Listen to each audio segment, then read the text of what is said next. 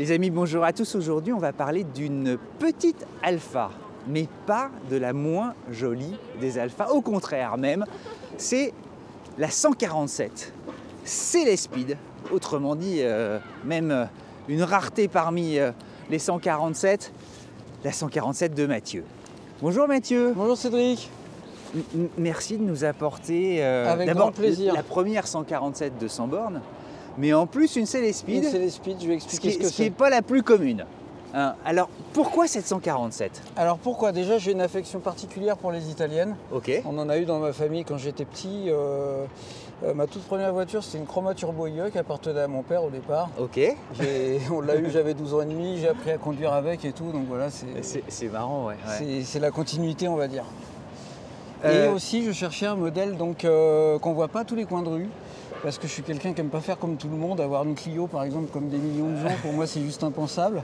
Et aujourd'hui en France la 147 elle est rare, et particulièrement la Célespeed, parce qu'en fait il y en a beaucoup malheureusement qui se vendent pour pièces, j'expliquerai pourquoi après. Et j'ai eu la chance d'en trouver une entière, et dans cet état-là, c'est un miracle. Elle est merveilleuse en gris métallisé. Pour donner des points de repère pour ceux qui découvrent ce modèle, la 147 aujourd'hui elle a quel âge? Alors celle-là, elle a eu 23 ans en décembre, elle est de 2001. La tienne, c'est une phase 1 et elle débute sa carrière, je crois, en 2000. En 2000, ouais, c'est ça. Élue voiture de l'année 2001. Ah oui, on a oublié, dis donc. Et oui. Alors, particularité de la Célespeed. La Célespeed, alors c'était une version à part dans la gamme, puisqu'en fait c'était la seule à pouvoir bénéficier de la boîte robotisée Célespeed, qui était d'ailleurs, il faut le dire, une des toutes premières boîtes robotisées de grande série après celle de chez Ferrari. Donc avec les palettes au volant, voilà. Et qui était uniquement proposé avec le 2 litres Twin Spark 150 chevaux. Qui était un super moteur. Super moteur. Qui était né sur une Alfa 75, au milieu des années 80. Alors moi la typo de l'époque, je trouve ça magnifique. Et puis le logo Célespeed, le logo stylisé et tout. On a l'impression que ça a été presque peint. Enfin, à la main et tout, ouais, non, c'est magnifique. Et puis c'est une époque qui adore les chromes. Et j'ai le sentiment que ça a eu tendance à disparaître, hélas. Oui, puis c'est encore à l'époque où on signait les versions. Ouais, c'est-à-dire que c'est une Célespeed et on le sait, c'est marqué dessus.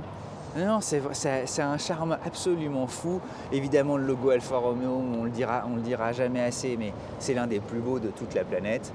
Ouais, le logo, c'est un truc de rêve. Ouais, rien que le logo. Et alors, ces dimensions à la 147, est-ce que c'est une voiture compacte? Alors, c'est une compacte. Alors, elle fait 4,17 m de long. La phase 2 est un tout petit peu plus longue parce qu'elle a été remaniée à l'arrière. Elle a un tout petit peu plus de coffre. D'ailleurs, je la trouve moins réussie la phase 2. Je vais me faire des ennemis, mais parce qu'en fait... Tu répondras aux commentaires. Et puis, tu as les super belles jantes. Alors plus ça, grandes de l'époque. Donc oui, donc ça, c'était une option puisque de base, elle était montée en 16 pouces. Et ça, donc c'est le modèle Tristar Super Sport en 17 pouces. Et j'ai un autre jeu de jantes que le vendeur m'a filé avec la voiture, des Speedline, mais je préfère celle-là, donc je les ai laissées. Elles sont très jolies, elles lui vont comme un gant aujourd'hui. C'était vraiment un look. Il y avait presque du design un peu néo-rétro vintage, et en même temps très actuel quand elle sort. Pas aussi marqué que la 156, mais on a quand même cette ligne de faux coupé qui a été reprise. Parce que c'est la 156 qui l'a lancée, il ne faut pas oublier. Les poignées chromées. Les poignées, alors elles ne sont pas chromées, elles sont en alu satiné. Et ici, justement, quand on dit faut couper, c'est parce que la poignée, évidemment, est cachée, elle est masquée. Ce qu'on a sur les Clio, justement, aujourd'hui. Ah là là, la petite voiture.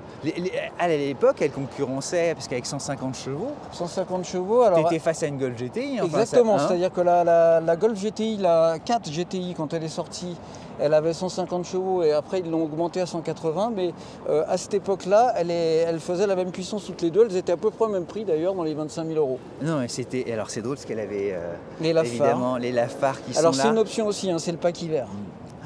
Waouh. Évidemment... La plaque décalée à gauche. Ouais, et puis il y a un détail à l'avant, j'en parlerai tout à l'heure, le détail qui tue pour moi. Oui, vas-y. Je vais le dire tout de suite, c'est qu'en fait ça se voit pas comme ça, mais les clignotants avant sont déportés dans le pare-choc. Ils sont là, c'est ça? Ils sont là. Attends, je vais te les allumer, tu vas voir. Ah ouais, c'est super. Ah ouais, merci de... Ah bah là, ça y est, on les a vus. Alors attends, on va les mettre. En ouverture de... Voilà, ils sont ici. Ah bah merci. Et ça, c'est spécifique à la phase 1. Voilà. C'est un des détails que n'a pas la phase 2. C'est peut-être les clignotants les plus bas de toute la production automobile. C'est ça. Merci beaucoup Mathieu. Eh bien on monte à bord, tu nous as donné envie.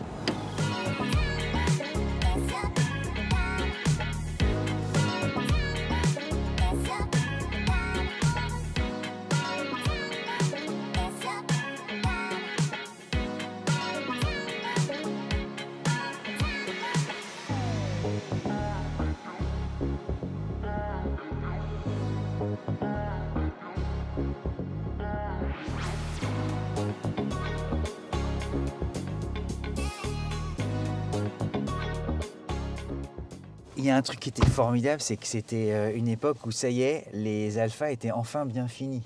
Ouais. Hein, où le plastique devenait moussé, il y avait des vrais cuirs qui n'ont pas bougé. Non, pas bougé. Mais ils n'ont pas bougé. Il y a encore quelques plastiques soft touch à certains endroits, mais voilà, ils ont été beaucoup moins forts, parce que je me rappelle sur la Chroma, il y en avait partout. Ça collait les pantalons et tout, c'était une horreur. Mais là, non. Non, mais c'était bien fabriqué. Ouais. Les boutons de clim ça automatiques. Ça me rappelle la Chroma aussi, ça, les petits voyants verts. La rangée de boutons, là, c'est typiquement des italiennes de ces années-là. Et puis... c'est drôle, évidemment. Le poste d'origine. Ouais, qui a le système Bose. Et cristaux liquides rouges. Cristaux liquides rouges, tout assorti, c'est pour ça que je tiens à garder le poste d'origine. Bah il faut, c'est trop bien. Et elle n'a pas bougé, la tienne. Non, elle n'a pas bougé. Oh, le volant, je me rappelle. Avec le logo, évidemment, les commandes au volant ici. Et alors, je parlais du... Alors, elle a le système Bose en série. Ça, c'est bien. Hein. Et alors, je ne sais pas si tu sais, c'est comme les clignotants, c'est un truc que tout le monde ne sait pas. C'est que ça, là, on croit que c'est des haut-parleurs, mais c'est pas des haut-parleurs. C'est des caches en plastique avec marqué Bose dessus. Ce ne sont pas des haut-parleurs? Ce ne sont pas des haut-parleurs. C'est-à-dire que quand elle avait le Bose, les tweeters étaient rapatriés dans les médiums. Ok. Et donc, pour boucher le trou, ils ont mis ça. Ok. Ça ne sort pas de son. En tout cas, ça fait vachement bien la blague. On y croit, j'y ai cru. Ouais. J'y ai cru jusqu'au jour où j'ai voulu mettre l'oreille là et j'ai dit merde, il n'y a pas de son. Ah oui, c'est drôle. Là. Et alors derrière, mais je trouve qu'il y avait de la place, les cuirs n'ont pas bougé. Niveau habitabilité, on a eu mieux, mais oui. Et puis il y avait aussi la coudoir qui était de bonne facture. Et évidemment, le levier de vitesse. Alors ça, je vais expliquer, qui est spécifique. Donc déjà, il est reconnaissable avec cette bague en alu là. Et puis les petits écrous là qui font un peu sportif autour du support. Et donc en fait, il y a deux façons de passer les vitesses. Donc voilà, il y a soit ici, donc là on a plus en haut, moins en bas. Ok. Ou alors les palettes. Comme une Ferrari. Qui sont ici, Qui sont ici au volant. Alors très discrètes, hein, on les voit à peine. On les voit à peine. Bon, démarrage du fameux Dolly Twin Spark alors. Voilà, et un dernier détail, c'est que c'est une boîte robotisée, donc à partir d'une boîte manuelle sur laquelle on a mis un robot qui gère le passage des vitesses, mais elle a aussi un mode automatique. Il s'appelle le mode City qui s'enclenche ici. Qui est ici. Ouais, c'est fou. Hein. Et donc, tu n'as pas de pédale d'embrayage. Et je n'ai pas de pédale d'embrayage. On va quand même l'expliquer. Et ben go. Hein, on y va. On va démarrer le fameux 4 cylindres. En plus, il me rappelle des souvenirs parce que il se trouve qu'au démarrage, il a une sonorité très très proche du Lampredi. Oui. Donc à chaque fois, ça me fait remonter des souvenirs. Et voilà. Super. Donc là, je suis en mode City, j'ai juste mis la première et donc ça fait comme une boîte auto normale. Il y avait une Twingo qui avait aussi ce principe-là. Le Power Shift, je crois. Ouais, exactement. C'est une voiture très moderne en fait. Et alors, elle a des prestations dynamiques tout à fait actuelles. Ah mais c'est exactement ça. Et c'est dû au fait qu'en fait, elle est basée sur la plateforme de la 156 qui a juste été raccourcie. Et donc, elle bénéficie des mêmes trains roulants. Et qui étaient vachement bien mis au point. Qui étaient double triangulation à l'avant et train multibras à l'arrière. Parce qu'elle est confortable. Ouais. Elle est confortable. Même l'environnement, tu sais, sonore. C'est une voiture mais tout à fait moderne en fait. Très bien fini. Le tableau de bord il vibre pas, même à haute vitesse. Non, c'est. Ah non, c'est extraordinaire. On n'est pas du tout dans le cliché des italiennes des années 80-90 comme j'ai pu les connaître. Ouais. Je sais pas si je vais pouvoir te montrer, je suis en deuxième. Mais en fait en mode automatique, pourtant c'est basé sur une boîte manuelle, mais on ne sent quasiment rien au passage des vitesses, c'est incroyable. Ouais, la crainte c'est souvent ça, hein, de la CLS Speed, en tout cas de ce type de boîte, c'est de se dire qu'il peut y avoir des à-coups, mais là elle est d'une grande douceur. Ça c'est en mode manuel en fait. En mode manuel, c'est vrai qu'elle est très lente en ville. Ça peut mettre une demi-seconde à venir. De réaction, de réaction, voilà. En mode automatique, on ne sent rien du tout. Alors, le Daily Twin Spark, 150 chevaux, c'est une puissance confortable. Toi, tu l'utilises au quotidien, ta voiture? Non. Je ne vais pas travailler avec parce que ça use très vite les voitures, c'est pas le but. Ouais. Et ce que je préfère, évidemment, son terrain de jeu préféré, c'est l'autoroute. Hein. C'est une avaleuse de kilomètres. Les longs trajets, je me régale. Et c'est ça qui est surprenant avec cette voiture, c'est qu'en fait c'est une berline compacte, mais elle a les prestations d'une grande routière. D'une grande routière, ouais. Mais c'est vrai que le son est chouette. Hein. Mais t'as raison, elle est très calme en fait, les passages de rapport. On entend juste le robot qui fait clac. Mais sinon il n'y a pas d'à-coup. Hein. Et il faut tendre l'oreille. Hein. Il faut, ouais. Moi je la connais, donc j'entends tous les bruits, mais oui, c'est... Mais alors tu sens que c'est un châssis aussi un peu vif, le freinage est bon, tu vois j'ai senti qu'il y avait un mordant même si je suis pas derrière le volant, aussi, je crois que les disques sont récents. C'est une voiture, alors on peut le dire, tu as cherché hein, pour la trouver. Ah pas du tout, hein pas du tout en fait, dans les résultats d'annonce c'était la première qui s'est présentée. Ah ok. Elle me tendait les bras, enfin les voitures. Il n'y en a pas beaucoup, mais... c'est très peu. Les CLS Speed en tout cas sont très rares, j'expliquerai pourquoi quand on ouvrira le capot. Mais... Ouais, mais alors raconte-nous quand même, tu peux y aller. Alors oui, on peut y aller, parce que en fait, ce qu'il faut savoir, c'est que en fait, le robot en lui-même de la boîte, il fonctionne en hydraulique. Et donc on met de l'huile hydraulique dedans, hein, et c'est très important de mettre l'huile préconisée par Alfa et pas une autre, parce que le risque en fait c'est de détériorer le joint en composite qui est scellé au boîtier du robot, et ce qui fait que le robot n'est plus étanche et ça ne se répare pas. Et malheureusement il y a beaucoup de mécanos chez Alfa qui ont fait n'importe quoi, qui n'ont pas mis les bonnes huiles, etc. Donc les propriétaires revenaient pour faire réparer, ils se retrouvaient avec des devis de 5 000 € dans la gueule pour changer tout le bloc de commande. Ils lâchaient l'affaire et ils vendaient la voiture pour pièces. Et en plus, c'était aussi en neuf, le mix des CLS Speed devait représenter sans doute une voiture sur 10 comme ça, j'imagine. Enfin, c'était pas la plus vendue. Alors, elle a été produite au total à 650 000 exemplaires sur toutes les versions. Ouais. Les 2 litres Twin Spark, parce qu'en fait, au départ, le 2 litres Twin Spark n'existait qu'avec la boîte CLS Speed. Okay. Et comme elle avait été décriée à son lancement, ils l'ont aussi sortie en boîte manuelle. Alors, au total des 2 litres Twin Spark, il y en a eu 59 000, ce qui est déjà à peine 10% des versions. Ouais. Et par contre, j'ai pas la proportion. De CLS Speed, on imagine, allez, moi j'aurais tendance à dire... 10 000 et encore. Ouais. Et que ceux qui savent. 10 000 encore, c'est celles qui se sont vendues. Celles qui restent encore en état de circulation, ça. C'est encore plus rare. Ça se compte pas sur les doigts de la main. Mais combien ça coûte? Alors, pas grand chose parce que malheureusement, elle a pas beaucoup de valeur en occasion. J'espère que ça va changer avec la vidéo. Moi, je l'ai payé 3 200 €. C'est une voiture qui était immatriculée en Suisse, une première main. Elle avait 65 000 km. Alors après, il faut savoir que j'ai fait des frais dessus parce que le fameux problème du robot qui fuit, je l'ai eu. Aussi. Et j'ai réussi à la sauver parce qu'il y a, je peux en parler, il y a un garage qui s'appelle Stockit, qui est spécialiste en italienne et en boîte robotisée, qui m'a remplacé le robot par un autre robot d'occasion qu'il a récupéré sur une 147 qu'il avait en parc. Okay, et il m'a sauvé ma voiture, quoi. Il l'a sauvée. Ça freine bien, on sent elle a une agilité,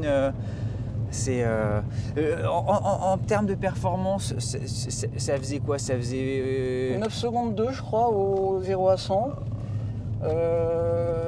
Et puis la zone rouge est à 7000 tours. Ouais, et on tourne ici. Hein. Et 200, 210, 200, ouais c'est ça, en vitesse de pointe. En vitesse de pointe. Elle fait 1,3 tonne, hein, donc c'est pas forcément léger pour cette catégorie, mais C'était la concurrente de la Golf 4 GTI à l'époque. Elle donne envie en fait d'abord de la redécouvrir. Comme à chaque fois, je sais que beaucoup doivent déjà foncer sur le Bon Coin, regarder les petites annonces pour voir combien ça coûte, s'il y en a évidemment de disponibles sur le marché. Et alors, elle avait une clim bizone, les équipements, ils étaient chouettes en fait. Hein. Ouais, donc clim bizone. Là, il y a le capteur de pluie. Alors pendant des mois, je me suis demandé ce que c'était que ce c'est qui de dépassait. protubérance. Et j'ai découvert par hasard qu'en fait, c'était le capteur de pluie parce qu'à un moment donné, j'ai mis l'essuie-glace en première position. Et il balayait pas toujours pareil, donc il dit tiens, ça doit être ça. C'est le capteur. C'est le capteur, voilà. Et alors c'était mignon parce que c'était chromé. Enfin, il y avait des efforts de design, il y avait des efforts de présentation.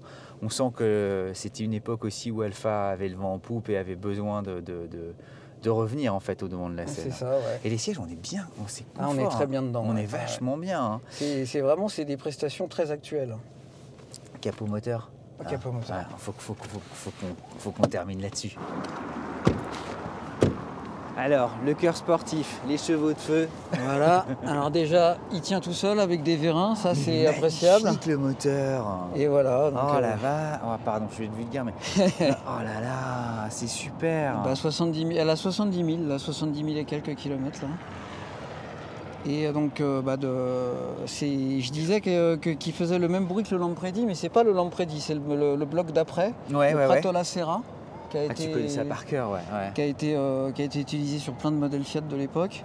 Et puis 16 soupapes. Qui existait en plein de versions, 20 soupapes, 16 soupapes, voilà, plein de cylindrés. Moi j'adorais aussi, tu sais, justement le bouchon d'huile. Ouais, avec le logo, voilà. C'est toujours cool d'avoir ça. Et alors là, il faut que je précise aussi, donc spécifique à la Célespide, c'est le petit réservoir qui est là, le fameux réservoir dans lequel il faut mettre vraiment l'huile qu'il faut. Et ce qu'il faut savoir aussi, c'est qu'en fait, quand on ouvre la portière conducteur, c'est une sécurité pour le robot, c'est qu'automatiquement ça actionne la pompe qui envoie l'huile au robot pour pas que le robot démarre à sec. Donc on l'entend fonctionner pendant 10 secondes, ça fait un bip, mais si ça fait ça, c'est normal. Hein. C'est si ça le fait pas, faut s'inquiéter. La consommation de ce moteur. J'avoue que j'ai du mal à descendre sous les 10 litres. Oui, mais c'est normal aussi. Puis tu as la transmission Célespide, mais pour 150 chevaux avec un modèle qui a bientôt... En moyenne, je descends pas sous les 10 litres, j'y arrive 25 ans, c'est... Quelle belle aventure. Et puis c'est chouette, tu le disais, les 147, ça court pas les rues. En Célespide, encore moins. Voilà, quand vous la croiserez, ce sera forcément la tienne. Presque. Je vais pas dire ça, il y en a d'autres, mais oui, presque. Merci beaucoup, Mathieu. Si, comme Mathieu, vous avez envie de nous parler de votre automobile, eh bien, vous connaissez l'adresse, vous prenez contact sur nos Instagram. Vous êtes les bienvenus, on vous attend, on a hâte d'écouter votre histoire. À très vite les amis.